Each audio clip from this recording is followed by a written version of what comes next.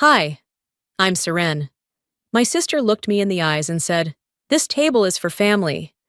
Then she laughed, as if that seat didn't hold years of silence I'd swallowed to stay in their circle. They thought I'd sit quietly, again, pay the bill, shrink, smile. But that night, something snapped. They had no idea what was coming when I finally said no. Want to know what really happened when I stood up from that chair and didn't sit back down? The exiled seat. I should have said no. I told myself that the entire drive over. With both hands clenched on the steering wheel, I rehearsed a dozen ways to back out. Fake an emergency, pretend I had COVID, claim the car broke down. But I didn't. Because the guilt in my mother's voice wasn't something I could shake off like dust from my coat. So there I was, in front of the Dominion Flame, a steakhouse so upscale even the air smelled smug. I stood outside for a second too long. The late summer heat of Austin hadn't fully settled into evening yet. My palms were already damp, heart tapping like a warning. I could still leave, get back in the car, drive home, pretend I never saw her text. But I didn't. The maitre d' recognized the name and led me in. And there they were, already seated at a long table near the center, under a massive chandelier. I saw my cousin Darian first, his grin spreading like oil across his face. Elira sat next to him, in a white dress a size too small, and a laugh a pitch too high.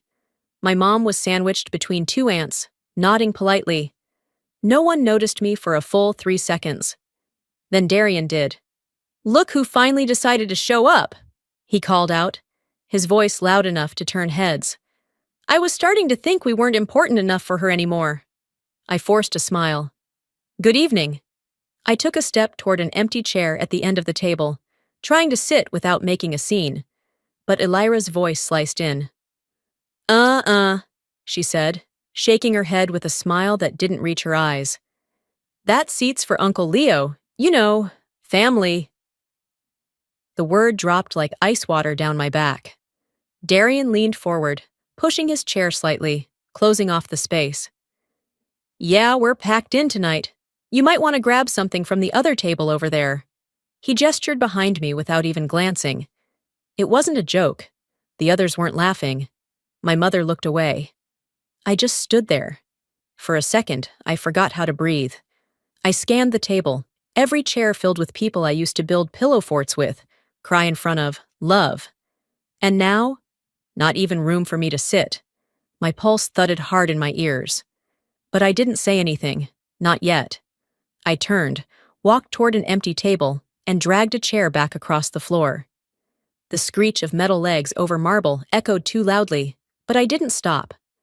I set it just beside their table, not quite in, not quite out. Close enough to hear them, too far to be part of them. I sat down, ordered a black coffee, and folded my hands in my lap. My shoulders itched with the weight of every sideways glance in the room. The waiter gave me a curious look. I gave him nothing back. Across from me, Elira raised her glass. "To togetherness," she said with a smirk. "Some of us value it." They all laughed. Not everyone, but enough. Darian nudged someone and whispered something I didn't catch. I watched the condensation on my glass bead up and run like little escapes. I kept my face unreadable, because if I blinked too long, I'd give myself away. It had always been this way. When we were kids, I was the quiet one, the bookworm, the moody cousin who didn't want to play dress-up or talk about boys. I didn't drink in high school, didn't party in college. I built a life instead. Quietly, carefully, one piece at a time, and they never noticed until they needed something. Now that I'd built a company worth 7 figures and landed in a Forbes local feature, I was suddenly interesting again. But not for who I was, only for what I could give. They didn't say that, of course. No one ever says it out loud. That would be too honest. Instead, they play games like this, like musical chairs with dignity. I watched as they passed bread, laughed at stories, clinked glasses. No one asked me anything. No one cared what I'd been up to. The table might as well have been made of glass, and I was the smudge they refused to wipe clean. Then came the moment that sealed it. Darian made a joke, something about some people forgetting their roots once they have a little cash. And Elira, not missing a beat, threw her head back and laughed. She turned toward me, mid-laugh, eyes locking with mine. And she didn't flinch. She smiled wider. That wasn't laughter, that was a challenge. I sat still, my jaw clenched tight behind a calm expression. I took a sip of my coffee and let it burn on the way down. Better that than letting them see how much it all still hurt. This wasn't awkward. It was war. A plate full of expectations. I didn't flinch. Not on the outside. But inside, I felt something shift. Like a thread pulled too tight, finally starting to snap. Darian's jab. Elira's laugh. That look in her eyes. It was all part of the same script I'd seen before. But this time, I wasn't watching from the wings. They'd shoved me center stage, and I knew my role. The outsider with the wallet. A waiter appeared with a smile that felt rehearsed. Would you all like to see the dinner menus now? Darian sat up straighter and clapped his hands once. Let's do it, I'm starving. Menus were handed out like invitations to a performance. Oversized, leather-bound, designed to impress. Darian opened his dramatically, glancing toward Elira as if they were co-stars in a show only they understood. This place has Wagyu, right? He asked, flipping pages like he already knew the answer. I'll take that, medium rare, and let's do lobster too. He barely paused before shutting the menu with a thud.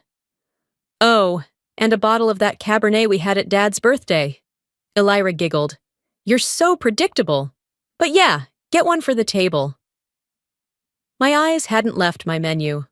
Not because I was reading, but because I didn't want to meet their stares. I already knew what was happening. They hadn't asked me what I wanted. They didn't care. This wasn't about food. It was a declaration of entitlement, of assumption.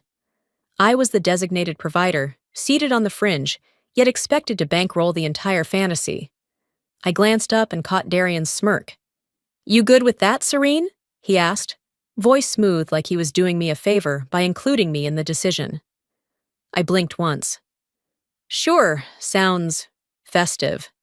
He grinned wider. Knew you'd be cool. You always come through.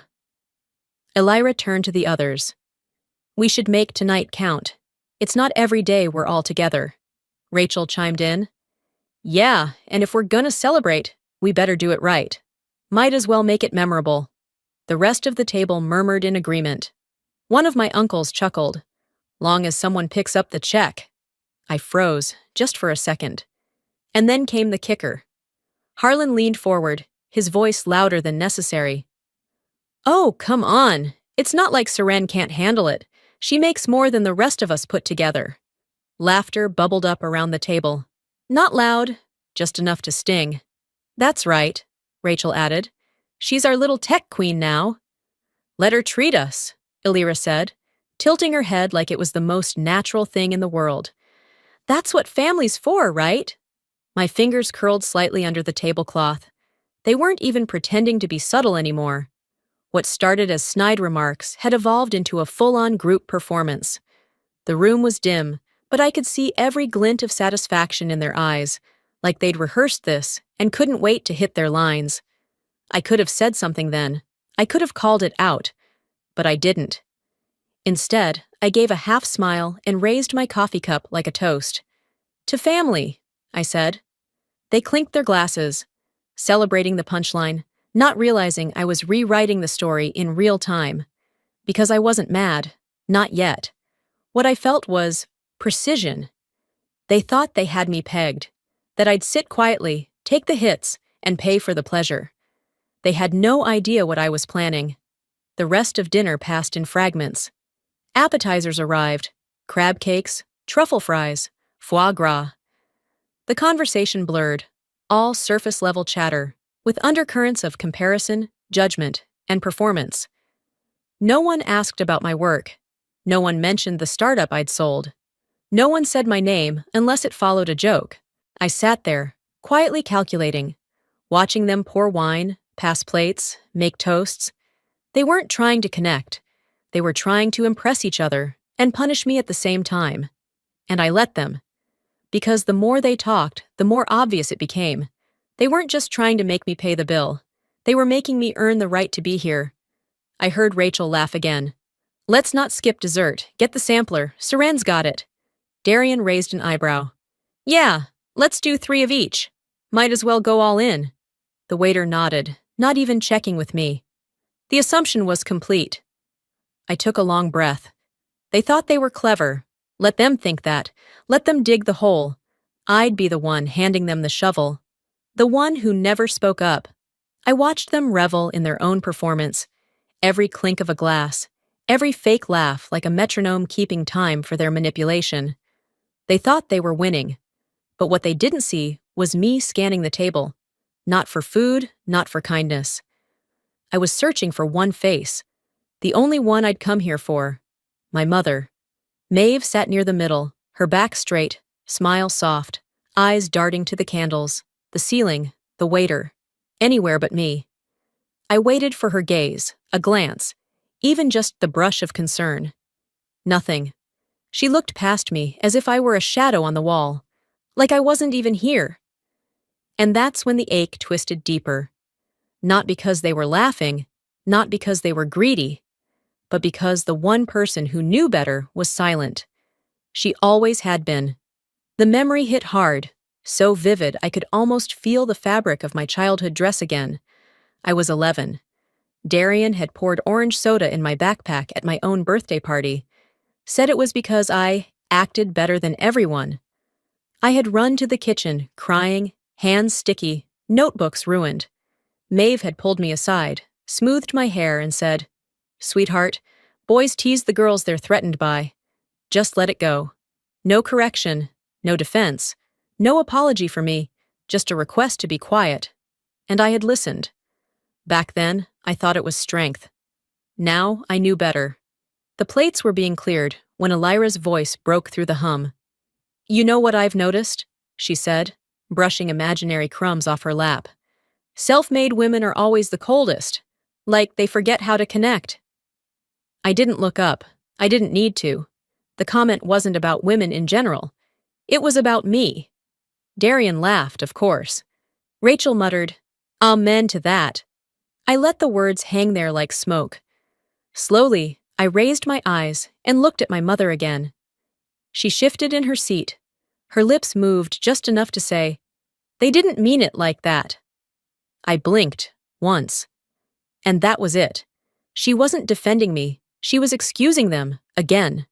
She whispered it low, like she didn't want to stir the pot, like my feelings were a disruption to the balance she kept trying to maintain. And in that moment, I felt something crack. Not loud, not messy, just final. There would be no scene, no shouting, but something was leaving me. Something that had tried, for years, to believe this family could change. My fork was still in my hand, but I didn't touch the dessert they'd ordered for the table. I wasn't hungry. I was unraveling, quietly, intentionally.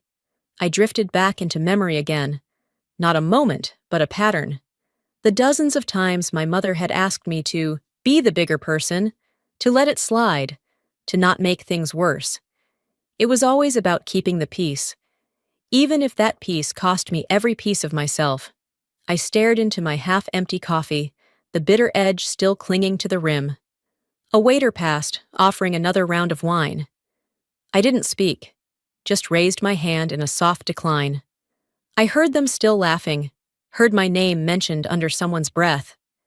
I didn't care enough to track who it was. I wasn't sitting at their table. I wasn't even sitting in their reality anymore.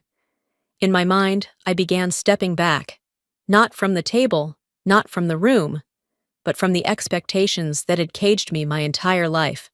For the first time in years, I saw Maeve not as mom, but as a woman who had chosen silence, again and again. And no matter how much I'd wanted her protection, I could no longer excuse her absence just because she came wrapped in motherhood. They joked, they drank, they piled desserts into each other's plates, and I sat still, letting the numbness wash in. Not to escape, but to prepare. Because while they laughed, I was changing. While they circled the same game, I was stepping off the board. And when I looked at my mother one last time, her eyes finally found mine. She blinked, startled, like she hadn't expected me to still be watching. I didn't smile. I didn't flinch. She chose silence again. And now, I choose something else. The mask and the ultimatum. I didn't say a word. Just held my mother's gaze long enough for her to understand. I wasn't waiting anymore. The silence between us stretched for maybe 2 seconds. Then I stood and quietly excused myself, stepping away from the table as naturally as I could. I made my way to the lounge area off the main dining floor, where the lights were lower, the music softer, and the illusion of peace a little more believable. It wasn't about needing air, it was about not suffocating. I sat near a tall window facing Congress Avenue. The view was blurred by the reflection of the chandelier behind me. People passed by outside, free and unaware. For a brief second, I envied their anonymity. Footsteps approached. I didn't look up, I already knew. "Hey," Darian said, voice smooth like always. "You okay?" I didn't answer. He took the liberty of sitting across from me like we were old friends catching up over drinks. "You know how they are," he began, tone casual. "Loud, dumb, a little tactless, but harmless." I kept my eyes on the street. He waited a beat, then leaned in. "Look," he said, lowering his voice. "Between you and me, this whole dinner, it wasn't just about catching up. You probably figured that out already." "No kidding. But here's the thing," he continued, flashing that tired charm he used on women and investors alike. "You showing up tonight? That meant a lot. To Mom, to the family. They were never going to say it, of course. They're all too proud for that. But they notice, especially after, well, you know, the Forbes piece." There it was. He gave me a tight-lipped smile. "You've done well for yourself, Saran. We all see it." I said nothing. "And tonight? It's just a dinner. One bill. It's not about the money. It's about the gesture." He smiled like he'd just solved world peace. "You pay, we laugh, we drink. We toast to you. Everyone walks away feeling good. Win-win." I turned to face him fully. "You mean, I pay, and they feel good?" He blinked, but the smile didn't falter. "Semantics." I leaned back in the chair. "So that's the plan, huh? Hand me the script and hope I play along." He chuckled, low. "Come on, Saran. Don't turn this into some kind of protest. It's family. We razz each other. We lean in. We cover when someone can't. We're all adults. You're not gonna let a couple offhand jokes ruin the night, are you?" That word again. Family. Funny how it was always weaponized when they wanted something. I didn't raise my voice. I didn't shift in my seat. "I'm not here to ruin anything," I said evenly. "But I'm also not here to fund a show I wasn't cast in." He exhaled sharply, eyes narrowing just a little. "Okay," he said, dropping the smile. "If that's how you feel." There it was, the pivot. The moment charm slid into pressure. "But just know," he continued, "if you don't step up here, it won't go unnoticed." I stared at him. "Is that a threat?" I asked. "No," he said too quickly. "It's just reality. This family talks, always has. You know how Mom is? You know how the others are. I'm trying to protect you, honestly. From the narrative, the narrative. If you refuse to do something this small," he added, "it gives them permission to say a lot worse." That was the moment I realized. He wasn't here to talk. He was here to control the fallout. I smiled, slow and careful. "You don't get to build a fire under me," I said, "and then ask why I'm sweating." He sat back like I'd slapped him. I leaned forward slightly. "And if you think I'm the kind of woman who pays hush money in the form of cheesecake and lobster, you're not nearly as smart as you think." He blinked. For the first time all night, Darian actually blinked. Then he glanced away, adjusting his shirt collar like it had suddenly gotten tight. "I'm trying to keep things from getting messy," he muttered. They already are, I said softly. But not because of me. He stood, hands on his hips, looking like he wanted to say more. Instead, he nodded once, sharper than necessary, and walked back to the table. From where I sat, I could see his shoulders tense. He rejoined the others with a forced laugh, and some comment I didn't catch. I saw Elira turn toward him, her smile faltering. Maeve reached for her glass. Something was different. I hadn't won. But I'd broken the script. When even love isn't enough. I stayed in the lounge long after Darian returned to the table. The air felt heavier now. The distant clatter of forks and fake laughter didn't reach me the same way anymore. I was untethered from them, like a balloon they let go, expecting it to come drifting back. But I wasn't floating. I was watching. That's when my phone buzzed. I glanced down. It was her. Mom, calling. For a second, I just stared at the screen. My finger hovered over the green button, then pulled away. I let it ring twice more before I answered. Serene! Her voice cracked softly, barely louder than a whisper. Sweetheart, are you okay? My throat tightened. She sounded like she used to, on those rare nights when I had the flu, or after Dad left and I cried into her lap. She sounded like the mom I used to believe could fix anything. I know tonight was hard, she said, pausing. They can be a lot, but they're not bad people. They just don't always know how to handle your success. You've always been strong, stronger than them. I leaned back in the chair, eyes on the ceiling now. Is that what this is? I asked quietly. Me being punished for doing well? No, she said quickly. Don't twist my words, baby. I'm saying, you're not like them. You've got the backbone. That's why I knew you'd handle this better than they would. She meant it as a compliment, but all I heard was surrender. She was asking me to carry the weight again, wrap it up, swallow it down, and be the better person. Still, for a moment, I let myself believe her. Maybe she really was trying. Maybe this was her way of saying she saw me now, not as an ATM or a black sheep, but as her daughter. Maybe. After the call ended, I didn't move. I just stared at the dim chandelier above me, the light fracturing slightly through a small crack in the glass. Like everything beautiful in this family, it was polished, but broken. By the time I got home, it was past midnight. I didn't even bother turning on the lights. I set my phone on the kitchen counter and poured myself water, my mind replaying her words again and again. You've always been strong. That's why I knew you'd handle it. She hadn't apologized. She hadn't acknowledged her silence. But she'd called. And that had meant something, hadn't it? I went to bed thinking maybe I'd call her back in the morning. Maybe I'd invite her over. Maybe we could start from a quieter place. But morning had its own plans. My phone buzzed again. This time, it wasn't a call. It was a message. Mom. Saran, don't make this about you. Think of the family's name. Just help them out this once. That was it. One sentence. And every fragile piece of hope I had been clinging to shattered with it.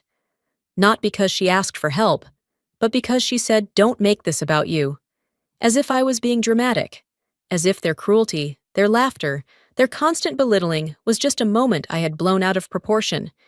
She didn't call to mend anything. She called to soften me up. The tears didn't come right away. Not out of pride. There was just nothing left in the tank. My chest was heavy, but my eyes stayed dry. I opened the message, read it twice, then slowly typed my response. I'm not your scapegoat, not anymore. I hit send. No punctuation, no room for misreading. I set the phone down, stepped away from the kitchen and into the hallway, each footstep quieter than the last. The emotional cord had snapped, not with a scream, but with a silence I no longer feared. I was done asking to be understood. Now I would make myself clear. Smile for the camera, I had made myself clear. At least, I thought I had. But clarity doesn't mean people will listen. It just means they'll find a new way to pretend they didn't hear you. I was still in the hallway, leaning against the cool wall, when my phone lit up again. A new text. Elira. Hey, I just wanted to say I'm really sorry if tonight felt weird. I know things got awkward. I still love you. You know that, right? No punctuation at the end. No ownership of what she'd done. Just vague softness wrapped in sugar, and wrapped again in self-preservation. I stared at the screen for a moment, letting the message sit there like a cheap peace offering. Weird. That's what she called it. I didn't reply. Not yet. Something about it didn't sit right. The tone was off. Too polished. Too rehearsed. I locked my phone and stood up straight, already planning to leave. But curiosity got the better of me, and as I walked slowly back toward the dining area, I opened Instagram. A notification popped up. Elira.Ray tagged you in a story. I tapped it. It was a boomerang clip, one of those cheerful little loops. The table, laughing, glasses raised, everyone smiling like it was the best night of their lives. Caption: Family over everything. I looked closer. The video had been taken earlier, just before dessert. I remembered that moment, because it was the exact second I'd gotten up to leave for the lounge. I was in the frame, kind of. You could see my elbow, half my shoulder, cut right at the edge. Like an afterthought, someone forgot to crop properly. She'd tagged me, but carefully angled the video to crop me out visually. I was there, but I wasn't. It was surgical. A curated illusion. That was never an apology. It was a setup. Text me sweetly, post me silently.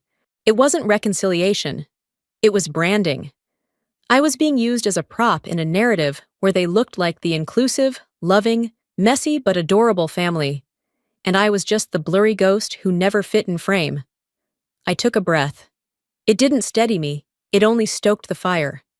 No more backing down. No more be the bigger person. I wasn't interested in size, I was interested in truth.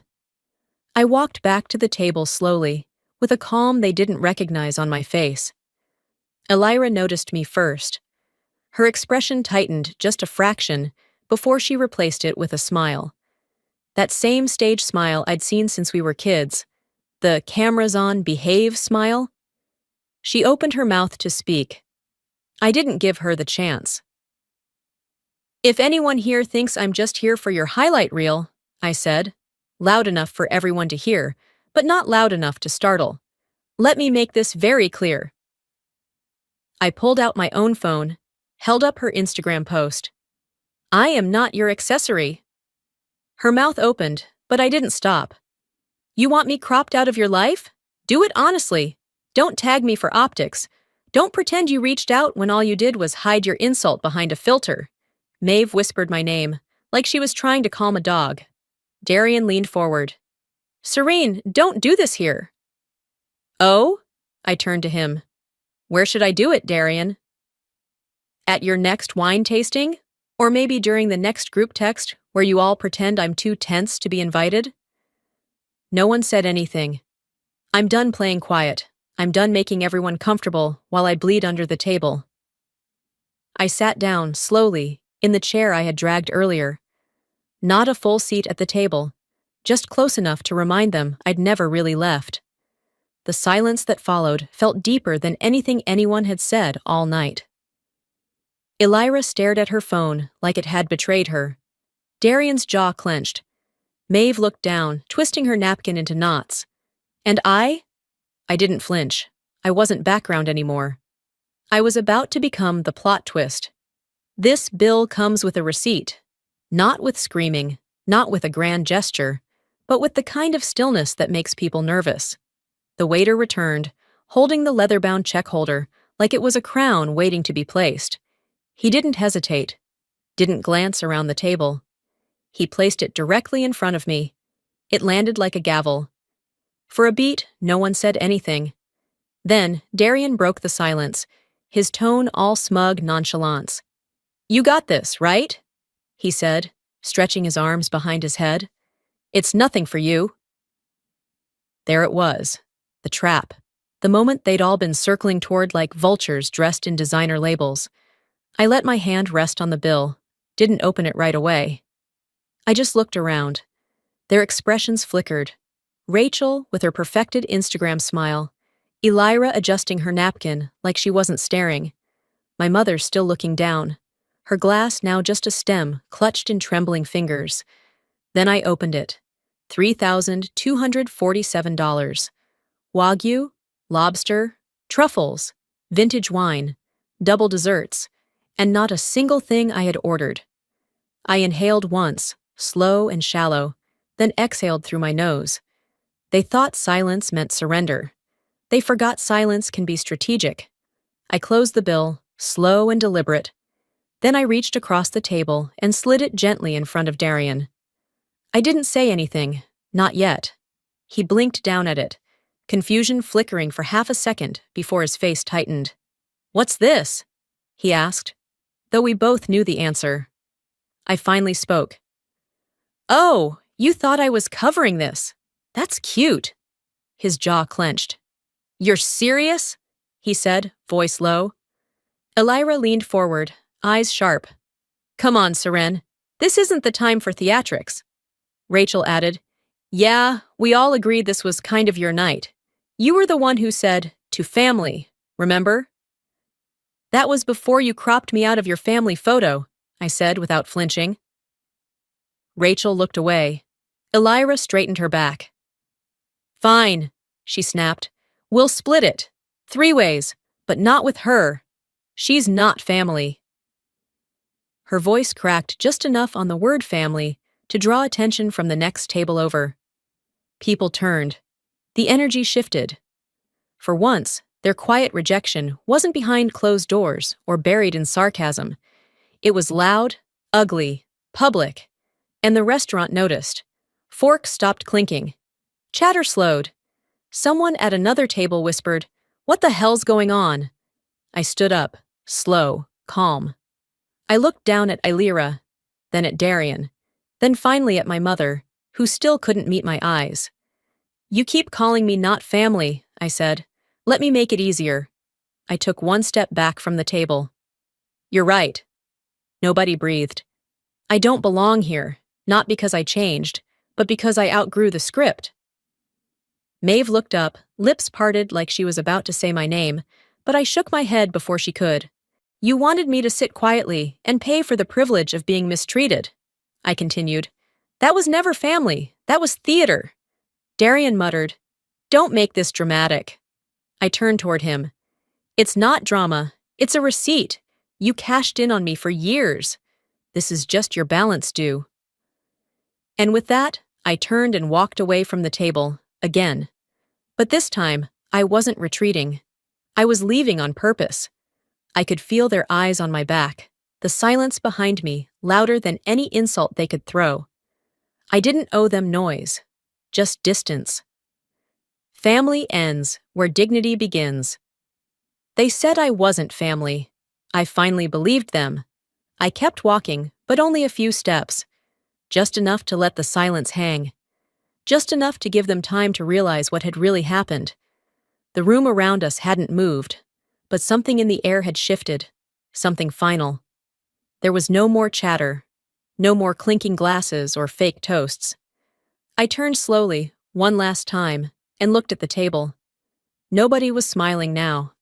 Darian's smirk was gone, replaced by that tight-lipped look he used when deals slipped through his fingers. "You're really going to do this?"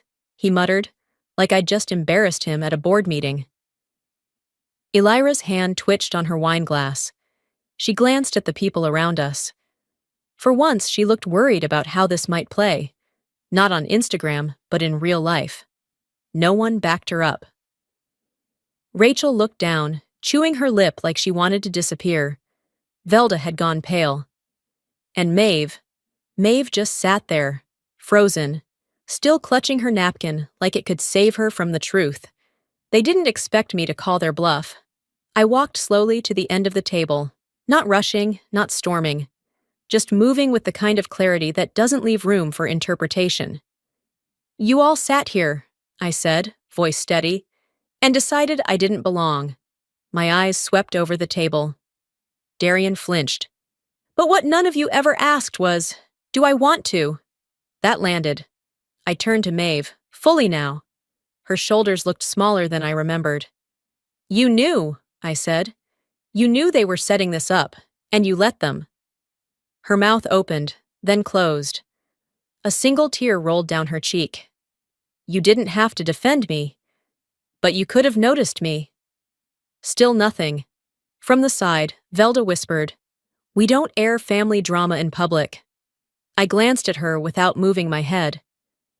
You should have thought of that before posting fake apologies and cutting me out of family photos. She shut up fast.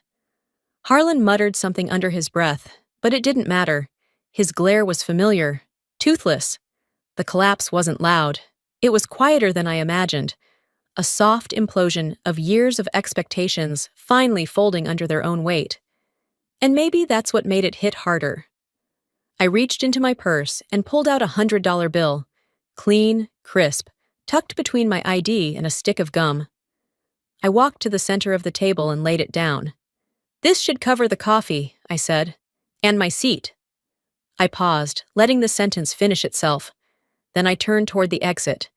My heels clicked against the floor, each step louder than their silence. I didn't rush, didn't flinch, just walked, steady and whole. And then, just as I pushed the door open, I heard it. Serin! Maeve's voice, software, breaking. But I didn't stop walking. Because sometimes love isn't enough. Sometimes what you need more than love is air, and space, and the dignity of knowing you finally chose yourself. The silence that heals. I never looked back, but I heard my name. And this time, I didn't stop walking. 2 days later, I woke up in my apartment, wrapped in a kind of stillness that didn't ache. There were no missed calls, no texts, no new voicemails, no digital breadcrumbs leading back to that table. Just me, the soft hum of the air conditioning, and the late morning sun filtering through half-closed blinds. For the first time in longer than I could remember, I wasn't bracing for the next thing, the next jab, the next demand, the next guilt-laced, I just need a little favor. The silence didn't feel empty, it felt earned. I sat up slowly. My body wasn't sore, but something deeper inside me felt reset, like I had crossed a bridge and burned it behind me, not in rage, but in necessity. Mid-afternoon, my phone buzzed once. A voice message. Maeve. I hesitated. My thumb hovered over the play button for a full minute before I tapped it. Her voice was softer than I expected. Tired. Cracked around the edges. Serene, I don't expect you to forgive me, and I'm not going to pretend I didn't make it worse. There was a pause, the sound of her breath hitching. I know they were wrong. I know I should have said something. I was scared. That's not an excuse, but if you never come back, I still love you. Click. No follow-up, no second message, just that. I didn't cry because I was broken. I cried because, for once, someone in that family didn't ask me for something. She just left the door open, quietly. I played the message again, then set the phone down, and didn't reply. Not out of anger, out of clarity. Some wounds heal with time. Others become part of the skin, like a scar you stop noticing until someone touches it. Later that night, I opened my laptop. My startup's dashboard lit up with numbers, graphs, real momentum. The work I'd built without a single favor. Every email, every investor pitch, every long night of questioning if it would all fall apart. And yet, here it was. Alive. Growing. I met my own eyes in the reflection of the screen. I didn't lose them, I whispered. I found myself. I closed the laptop and stood, walking to the kitchen where I poured a glass of wine and opened the balcony door. Austin's skyline stretched out in front of me, quiet, glowing, unaware of my family's theatrics. The kind of city that lets you disappear and reappear entirely on your own terms. Just as I took the first sip, my phone buzzed again. A message from Elira. A photo. The rest of them gathered around Maeve's backyard fire pit, smiling, toasting marshmallows. The caption read, "Real ones only, family first. I didn't open it, didn't zoom in to see who else was there. I placed the phone face down on the counter. I poured a little more wine, then walked back to the balcony and leaned against the railing. The city didn't ask me to smile. It didn't require an explanation. It just let me breathe. You can still love someone and still leave. Maybe you've been there, at a table where everyone smiles like nothing's wrong, while you sit there wondering how you became the outsider in your own family. I've been there too. And walking away wasn't easy, but it was necessary. I didn't leave out of anger. I left to protect my peace. Because family doesn't mean tolerating disrespect. Loyalty shouldn't come at the cost of your identity. It took me years to understand. You can love someone and still choose distance. You can set boundaries without guilt. And silence, when it comes from strength, not fear, is powerful. If this story hit close to home, drop a 1 in the comments, or let me know where you're watching from. If it didn't, that's okay. Tell me why. Your voice matters here. And if this message meant something to you, hit that subscribe button. There's more truth-telling to come, and I'm glad you're here for it.